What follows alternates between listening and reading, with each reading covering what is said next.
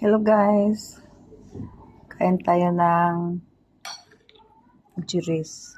Tawag na jiris daw ito, Arabic food. Ano to siya? Yung trigo.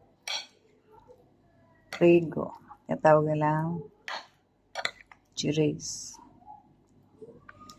Tapos, ginisa ko ito siya ng manok, kamatis, bawang, luya, sibuyas. Palambutin ko siya. Tapos, malambot na siya. Ako naman siya grind ko siya sa makina. Yan, kaya ganito na siya. Tapos, lagyan ko siya ng tabasco. Hot sauce. Ayan, hot sauce. Arabic food. Okay guys, thank you for watching. Kain tayo, yummy yummy. Gusto ko to masarap.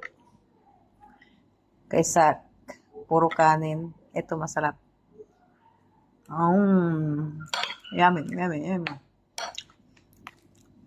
Ito. Ayan o. Ito manghang tong tabasco na to.